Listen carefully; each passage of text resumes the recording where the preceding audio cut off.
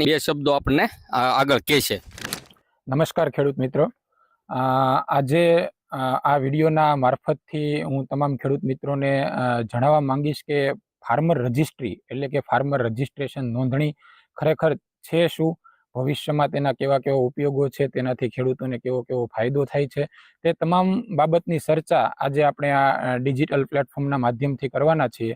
તો તમામ મિત્રોને મારી નમ્ર વિનંતી છે, આગ્રહ છે, અપેક્ષા છે કે આ વિડીયો તમામ ખેડૂત મિત્રો ધ્યાનથી જોવે, એક વખત ધ્યાનથી સાંભળે। આજે આપણી જોડે ફાર્મર રજિસ્ટ્રીની એક બુકલેટ પણ છે જે હું જોડે લાવ્યો છું। હું રાજુભાઈને પણ આ બુકલેટ આપવાનો છું, તેને એનું નિરીક્ષણ કરી, એનું વ્યવસ્થિત અવલોકન કરી અને જે પણ કંઈ મૂંઝવતા પ્રશ્નો હશે તેનું સાથે મળી અને સૌ સોલ્યુશન કરીશું। તો મિત્રો, સાહેબે જે વાત કરી સરસ મજાની, અને અત્યારે હાલમાં ફાર્મર રજિસ્ટ્રી અમલીકરણ ગુજરાત સરકાર અને કેન્દ્ર સરકાર બેયના પ્રોજેક્ટથી અત્યારે કામગીરી ચાલુ થયેલી છે।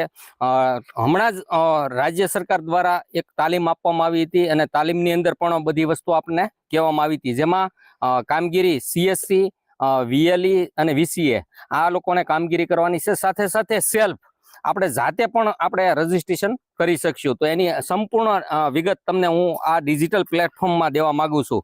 હવે ફ્લોપ ઓફ પજેસ્ટેશનની જો વાત કરું તો ફાર્મર રજિસ્ટ્રેશન શા માટે, એનો વિગતે આપણે ચર્ચા કરીશું। ફાર્મર રજિસ્ટ્રેશનનો ઉદ્દેશ અને ઉપયોગ, ફાર્મર રજિસ્ટ્રી અન્વયે વિવિધ વિભાગોની કામગીરી, ફાર્મર રજિસ્ટ્રી સેલ્ફ એટલે જાતે કઈ રીતે કરવું, વેરીફાઈ લેવલની પ્રક્રિયા અને ખેડૂત ચકાસણી અને મંજૂરી વેરીફાઈ 1 અને ખેડૂત ચકાસણી અને મંજૂરી વેરીફાઈ 2, આ બધી બાબતની આપણે આજ આગળ ચર્ચા કરીશું। ફાર્મર રજિસ્ટ્રી છે શું છે, એ હું કહેવા માંગે છે એનું પણ જોઈશું। મિત્રો, ડિજિટલ ઓળખથી જ્યારે ભારત આખું લિંક થવા જઈ રહ્યું હોય ત્યારે ફાર્મર રજિસ્ટ્રી બહુ અગત્યની છે, અને એમાં એવા ડિજિટલ ક્રાંતિ આવતી હોય ત્યારે આપણે ફાર્મર રજિસ્ટ્રી બહુ જરૂરી છે।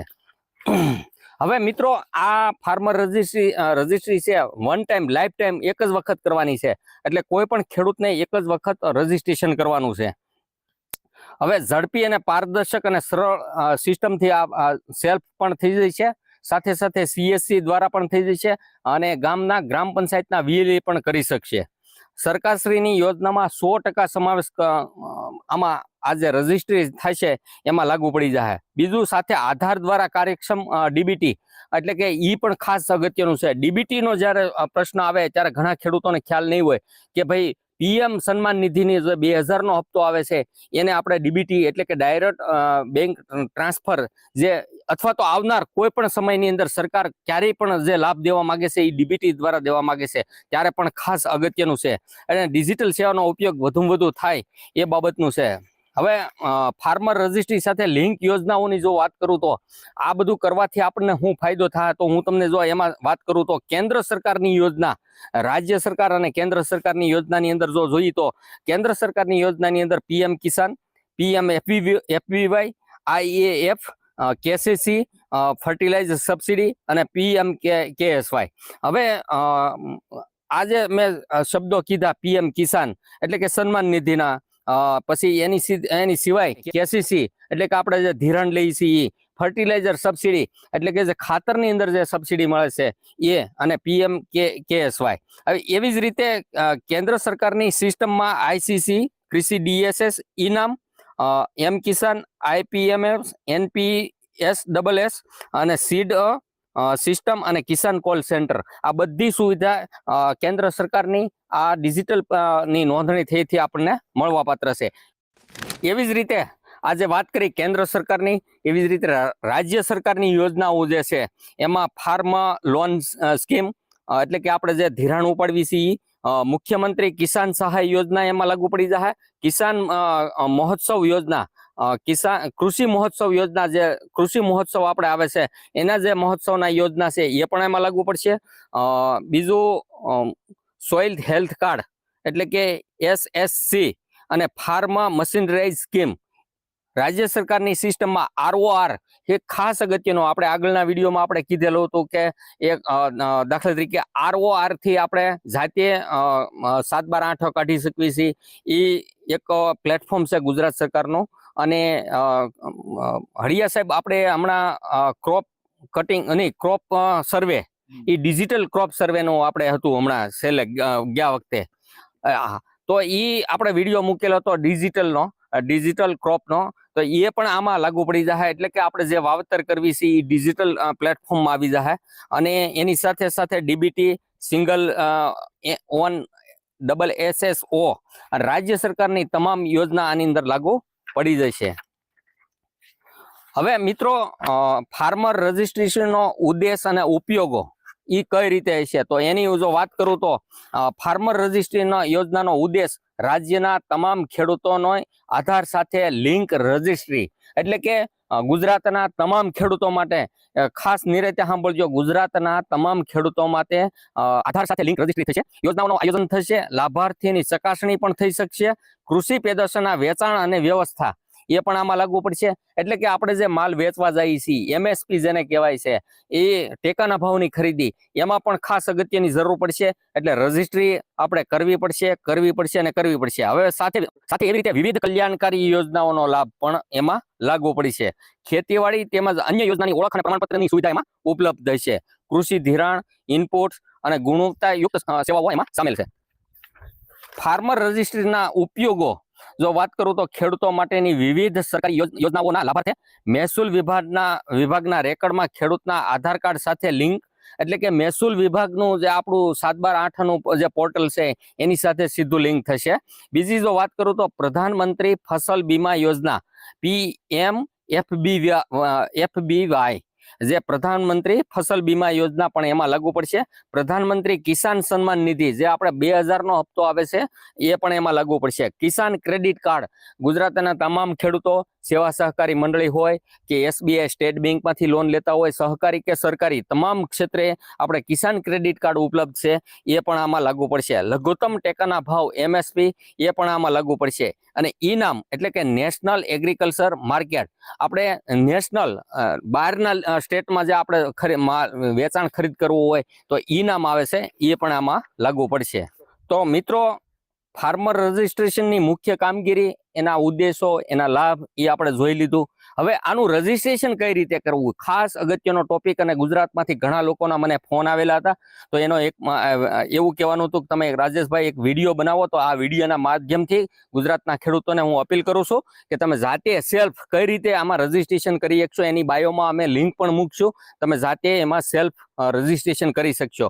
હવે ફાર્મર રજિસ્ટ્રેશન કઈ રીતે થાય હું છે જેની વિગતવાર માહિતી આપું તો ખેડૂત જાતે સેલ્ફ રજિસ્ટ્રેશન કરી શકશે અથવા તો ખેડૂતે VCA અથવા તો VLE જે કહેવાય CSC કોમન સર્વિસ સેન્ટર અને ગ્રામ પંચાયતની અંદર પણ ઉપલબ્ધ થશે. સાથે સાથે રાજ્ય સરકાર અને કેન્દ્ર સરકારના કેમ્પ મોડ અત્યારે ટૂંક સમયમાં શરૂ થવાના છે તો કેમ્પ મોડમાં પણ ખેડૂત જઈ અને રજિસ્ટ્રેશન કરી શકશે.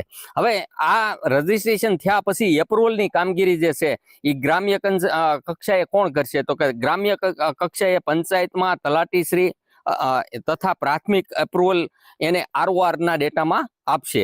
સાથે તાલુકાની જો વાત કરું તો તાલુકામાં તાલુકા કક્ષાએ નાયબ મામલતદાર ઈધરા કેન્દ્ર જે કહેવાય છે દ્વારા નેમ મેચિંગ કરી સ્કોર 50 થી ઓછો હોય તેવા કિસ્સામાં ફાઇનલ એપ્રુવલ ROR માં મામલતદાર કચેરીમાં ઈધરાની અંદર નાયબ મામલતદાર આપશે. હવે આનથી યુનિક ફાર્મર ID આપણું બનશે. મિત્રો આપણું જો આ ફાર્મર રજિસ્ટ્રેશન થઈ જાય એટલે યુનિક ફાર્મર ID જે ભારતમાં એક જ ID બનશે આપણું અને ઓલ ઇન્ડિયા લેવલે એમાં રજિસ્ટ્રેશન જ્યારે આખું ભારત રજિસ્ટ્રેશન કરતું હોય ખેડૂતો એમાં જોડાયેલા હોય ત્યારે આપણો એક યુનિક નંબર આપણો બનશે. દાખલા તરીકે હું તમને વાત કરું તો આધારનો જે રીતે નંબર જનરેટ થયો છે એવી જ રીતે આપણું આઈ કાર્ડ એટલે કે એનું ઓળખ એનો યુનિક ID આપણો એક બનશે. એની અંદર 11 ડિજિટનો જે યુનિક કોડ છે એ ID ના ખેડૂતના સર્વે નંબર આધાર કાર્ડ સાથે લિંક થશે. તો ખેડૂત મિત્રો આ રજિસ્ટ્રેશન કરવા માટે આપણી પાસે કેવા આધાર જરૂર પડશે તો હું જો વાત કરું તો એક આધાર કાર્ડ આપણે જોઈશે. ફક્ત આધારનો નંબર નાખવા માટે જરૂર પડશે. એમાં કોઈ જગ્યાએ તમારે ઝેરોક્સ કોપી પણ આપવાની નથી, એટલે ફ્રોડ થવાનું પણ આમાં બિલકુલ નહીં રહે. એક ખાસ મારે તમને અપીલ છે કે રાજ્ય સરકાર અને કેન્દ્ર સરકારની ઓથોરાઇઝ એપ હોય એમાંથી જ કરવું, એવી કોઈ ઓટીપી સિસ્ટમ વાળી સિસ્ટમમાં ક્યારેય ન કરવું, કારણ કે એનાથી આપણને ફ્રોડ થવાનો સંભવ છે. હવે જરૂરી વિગત જો ખેડૂતોને હું વાત કરું તો આધાર કાર્ડની નકલ જોઈશે, આધાર લિંકથી એની સાથે જોડાયેલો મોબાઈલ નંબર, એટલે કે એમાં જે ઓટીપી જાય છે એની પણ જરૂર પડશે. સર્વે નંબર એટલે કે 712-8ની પણ નકલની જરૂર પડશે.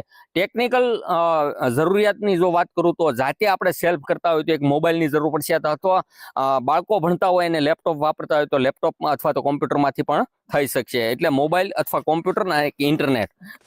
તો મિત્રો, આ રીતે આપણે જ્યારે સેલ્ફ અથવા તો વીસીએ અથવા વીએલઈ અથવા તો કેમ્પની અંદર, હવે ગુજરાતની અંદર તમામ જગ્યાએ ગ્રામ પંચાયતો કામ કરે છે, એવી જ રીતે સીએસસી કોમન સર્વિસ સેન્ટર પણ કાર્યરત છે, એમાંથી પણ કરી શકે અને પંચાયતમાં પણ કરી શકે.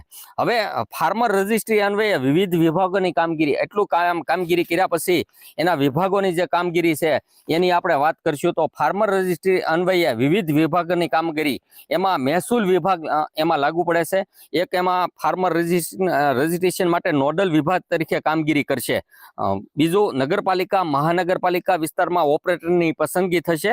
શહેરી વિસ્તારમાં એપ્રુવલ એક રેવન્યુ તલાટી, કસ્બા તલાટી અને સિટી સર્વેયર અને ઓથોરિટી નક્કી કરે તે કર્મચારી મારફત કરવાની રહેશે. જ્યારે તાલુકા કક્ષાએ એપ્રુવલની કામગીરી નાયબ મામલતદાર દ્વારા કરવાની રહેશે, અને જિલ્લા કક્ષાએ નિવાસી અધિક કલેક્ટરશ્રી અને તાલુકા કક્ષાએ મામલતદારશ્રી નોડલ અધિકારી તરીકે કાર્યરત એમાં રહેશે. જિલ્લા કક્ષાએ ફાર્મર રજિસ્ટ્રી અમલીકરણ અને રજિસ્ટ્રેશન સમય મર્યાદામાં પૂર્ણ કરવાની સંપૂર્ણ જવાબદારી કલેક્ટરની રહેશે. એટલે કે આપણે જેટલું વહેલું કરશું એટલું આપણને વધારે વહેલી આપણી કામગીરી થશે. હવે પંચાયત વિભાગની જો વાત કરું તો એમાં જે ફાર્મર રજિસ્ટ્રી અન્વયે વિવિધ વિભાગોની કામગીરી જે છે, એમાં પંચાયત વિભાગમાં પંચાયતમાં રજિસ્ટ્રેશન માટે નોડલ વિભાગ તરીકે કામગીરી કરશે. ગ્રામ્ય વિસ્તારમાં ઓપરેટર, ખાસ મગજમાં રાખજો, ઘણા ખેડૂતોને ખ્યાલ પણ નહીં હોય, વીએલઈ વીસીઈ અને ગામનો અન્ય એક પ્રાઇવેટ વ્યક્તિની નિમણૂક થશે એમાં. એટલે કે ગ્રામ પંચાયતની અંદર જ્યારે આપણા ઓપરેટર જે કામ કરે છે, 7/12 કાઢે છે, એ વીસીઈ ની કામગીરી હોય છે, એને વીસીએ કહેવાય છે. અને વીએલઈ એટલે કે કોમન સર્વિસ સેન્ટરની અંદર જે લોકો કામ કરે છે, ભારત સરકાર સાથે સીધા જોડાયેલા છે કોમન સર્વિસ સેન્ટર, તો એમાંથી પણ થઈ શકશે. સાથે સાથે સેલ પણ થઈ શકશે. ગામના દરેક ખેડૂતની ફાર્મર રજિસ્ટ્રીમાં રજિસ્ટ્રેશન સમય મર્યાદામાં પૂર્ણ કરવાની જવાબદારી જે તે ગામના તલાટી કમ મંત્રી એટલે કે પંચાયતની રહેશે. આ કામગીરી કરવા માટે તલાટી પણ આમાં એનું યોગદાન આપશે. એવી જ રીતે રજિસ્ટ્રેશનની વિગતની વેરિફિકેશન અને એપ્રુવલની કામગીરી પંચાયતના તલાટી દ્વારા કરવાની રહેશે. સાથે ગ્રામ્ય કક્ષાએ તાલીમ, પ્રસાર અને પ્રસારની કામગીરી, ફાર્મર રજિસ્ટ્રેશન અંતર્ગત પ્રોજેક્ટ અમલવારી અને રજિસ્ટ્રેશન સમય મર્યાદામાં પૂર્ણ કરવાની જવાબદારી તાલુકા કક્ષાએ તાલુકા વિકાસ અધિકારી શ્રીની અને જિલ્લા કક્ષાએ જિલ્લા વિકાસ અધિકારીની રહેશે. એટલે કે બંને પાંખ, એટલે મહેસૂલનો પાક એમાં આવી જાય છે અને તાલુકા વિકાસ અધિકારીનો વિભાગ જે કહેવાય છે એ પણ એમાં આવી જાય છે. તો મિત્રો, આ વિડીયો અને વિડીયોના મારફતથી હું ગુજરાતના ખેડૂતોને અપીલ કરું છું કે જ્યારે આવી સરસ મજાની કામગીરી ચાલતી હોય ત્યારે આની અંદર તમે કોઈ ડોક્યુમેન્ટ પણ આપવાના નથી અને સેલ્ફ રજિસ્ટ્રેશન પણ કરી શકશો. વીસીએ વીએલઈએ પણ થશે, સાથે સાથે કેમ્પ મોડમાં પણ કામગીરી થશે. અને હળિયા સાહેબ સાથે સામેલ જ છે, તો એને પણ આપણે પૂછીએ કે ભાઈ આમાં બધા ખેડૂત સંયુક્ત ખાતેદાર ખેડૂત હોય તો એ બધા ખેડૂતને પણ આમાં રજિસ્ટ્રેશન કરવું જરૂરી છે ને? જી રાજુભાઈ, જે ખેડૂતોના 7/12 નામ હોય છે, તમામ ખેડૂતોને પર્સનલી પોતાના નામથી રજીસ્ટ્રેશન કરવાનું હોય છે. બીજું આની સાહેબ છેલ્લી કોઈ તારીખ એવું કઈ છે કે દાખલા તરીકે આ તારીખ સુધીમાં આનું રજીસ્ટ્રેશન કરી નાખવું? હાલ તો સરકાર શ્રી દ્વારા જે આપણે 25/11 એટલે કે 25 નવેમ્બર સુધીમાં જે ખેડૂત મિત્રોને આપણે પીએમ કિસાન ના જે હપ્તા 2000 ના હપ્તા સરકાર શ્રી દ્વારા આપવામાં આવે છે, તે તમામ ખેડૂતોએ 25/11 સુધીમાં આનું રજીસ્ટ્રેશન કરાવવું ફરજિયાત છે. કારણ કે એવું બની શકે કે નેક્સ્ટ હપ્તો આપણે હવે ડિસેમ્બર મહિનામાં આવવાનો છે, તો જે ખેડૂતોનું રજીસ્ટ્રેશન નથી એને કદાચ હપ્તો બંધ પણ થઈ શકે. એટલે આ ચેનલના માધ્યમથી ખેડૂતોને એવી અપીલ છે કે જેમ બને એમ વહેલું અને ખાસ 25/11 સુધીમાં તમામ ખેડૂત મિત્રો આનું રજીસ્ટ્રેશન કરાવી શકે. તો મારી સૌ ગુજરાતના ખેડૂતોને અપીલ છે કે જે સાહેબે આપણને સરસ મજાની વાત કરી, જે લોકોને ખાસ 2000નો હપ્તો આવે છે એવા ખેડૂતોએ ખાસ પહેલા 25/11 સુધીમાં 25/11/2024 સુધીમાં એને પહેલું રજીસ્ટ્રેશન કરી નાખવું. બાકીના જે ખેડૂતો છે જે સિંગલ નામ છે અથવા તો એને હપ્તો નથી મળતો એવા લોકો કદાચ વહેલા મોડું કરે તો ચાલશે. અને ટોટલ આ પ્રોજેક્ટ લગભગ 60 દિવસ ઉપર ચાલશે એવું આમાં ડેડલાઇન દેખાડી રહ્યું છે. તો એની પહેલા ખાસ રજીસ્ટ્રેશન કરી દેવું. ધન્યવાદ સાથે રાજેશ્વર, આભાર.